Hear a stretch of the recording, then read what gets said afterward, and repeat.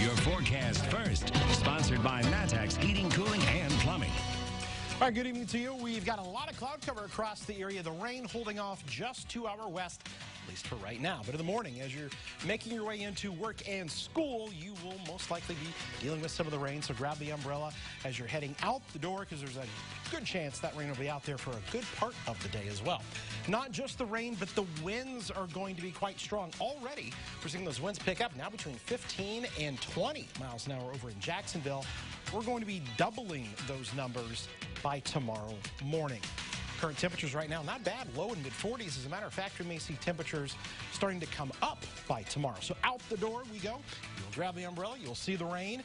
We'll come back and talk about how we will be warm tomorrow, but the cold returns and maybe some snowflakes by the weekend. That's in your forecast coming up.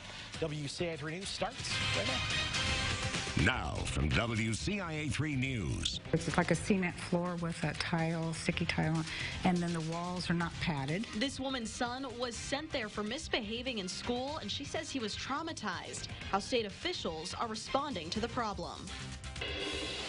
Plus, holiday shopping means deliveries to your door. How you can prevent packages from being stolen. It's a video that went viral. Now hear the story from the people who were in it. You're watching your local news leader. This is WCIA 3 News at 10. I decided he was not going back there. This mother took her son out of school when she learned how he was being treated there. Now, the State Board of Education is taking emergency action to prevent cases like his. Good evening, I'm Paul Cicchini. And I'm Jessica Coons. An investigation into the misuse of isolated quiet rooms to punish students was published by the Chicago Tribune and ProPublica. A day later, the State Board of Education filed emergency rules to ban these seclusion practices and create stricter rules for schools. WCIA 3's Jennifer Jensen is in our newsroom tonight. Jennifer, this report lists schools in central Illinois doing this. Jessica, the investigation showed numerous reports of seclusion incidents and isolated timeouts for districts, including Urbana, Mattoon, Kansas, and more. Today, I talked to a mother in Danville who says her son was traumatized by what happened when he was repeatedly placed in an isolation room at a special education school. Throughout schools in Illinois, kids who misbehave are being placed in isolated rooms. Decades-old state law requires school employees constantly monitor those children and be able to see inside the rooms. But a recent statewide investigation revealed ongoing misuse of this practice that's traumatized kids like Darla Knipe's son. The person who is supposed to be watching him was standing outside the door, not watching him. So I go and I asked her, I said, what is that noise? Oh, I don't know what that is. And that's when he started banging his head. When Knipe came to pick up her son Isaiah from school, he was hitting his head against the wall of the timeout room. Since then, she became concerned about possible head injuries. The 10-year-old has behavioral problems and sensory issues, so he attended Middle Fork School, run by the Vermilion Association for Special Education Co-op. During his 4 years there, a stack of more than 212 behavioral incident reports accumulated as he continued to be placed in an isolation room. If he's done something, say kick over a desk, chances are he was put in a timeout room. Schools are required by law to file a detailed report of what happened for each seclusion incident. But Knipe says she never knew these existed until the Chicago Tribune reporter brought copies of them to her attention. Not one of these in over 212, they never mailed me anything like this. Parents need to know this stuff. They need to know that what happened, what triggered them, and that's the problem. Another time, Isaiah was hurt while being restrained during isolation at school. He had this rug burn on his cheek. He has got a swollen and bruised under his eye. But Knipe noticed a discrepancy in the report. It's not in the report. They said he bumped his head.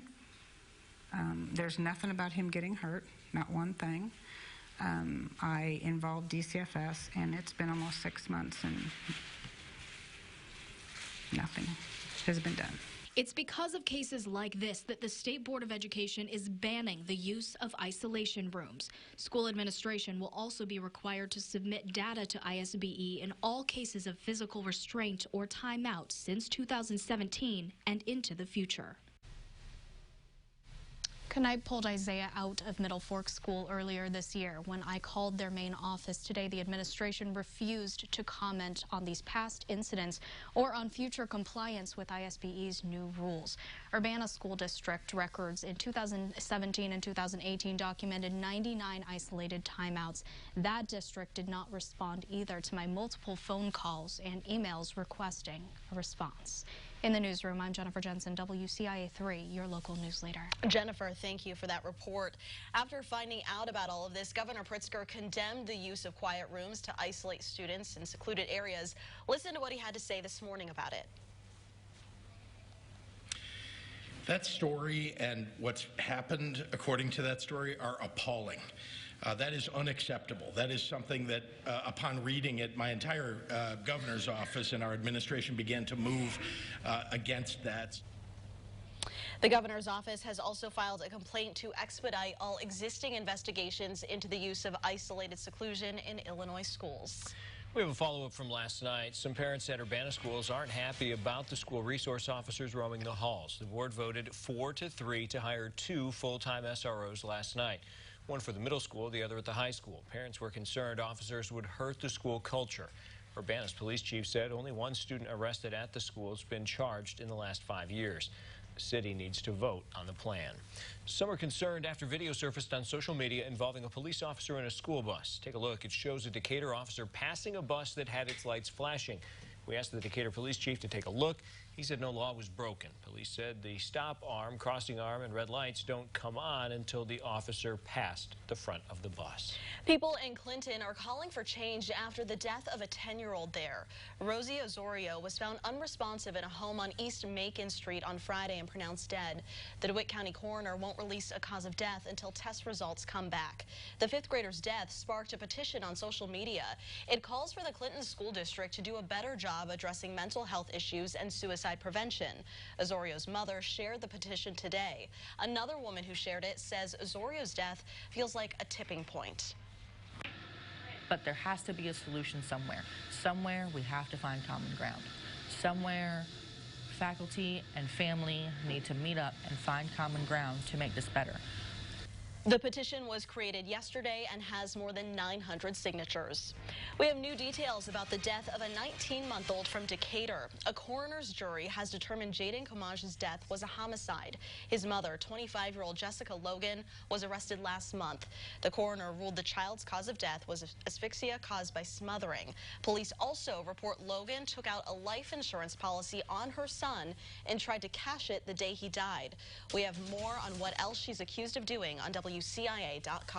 Tonight was a big accomplishment for one group of men and women. 5 people graduated from drug court in Champaign. This was the 41st graduation. The program's an alternative for people with drug abuse cases instead of jail or prison. I drank a lot, partied a lot, and just got in a dark spot and just got into it with someone, and I got hit with this case. And if it wasn't for Judge Ford giving me a chance instead of sending me to prison, I don't know where I'd be right now. Well, he says he has plans to go to Parkland in the spring to study to be an addiction counselor. He said if he could give anyone with drug problems advice, it'd be to go to rehab, really work, and not give up. New at 10, 2 frontrunners are emerging in the race to replace Senate President John Cullerton. Senate President announced he'd step down in January after a decade at the helm. Now, Senate Majority Leader Kim Lightford is quickly consolidating support to replace him. Assistant Majority Leader Don Harmon also intends to run for president. Lightford led the charge to raise the minimum wage to $15 an hour. Harmon sponsored the progressive income tax measures. If elected, Lightford would become the first woman to lead either chamber in Springfield. The Senate will elect its next president in January. Just because you buy something online doesn't mean you'll get it. How you can protect yourself from package thieves this holiday season. Plus, state troopers saved a woman's life when a truck came barreling toward them. What both had to say tonight.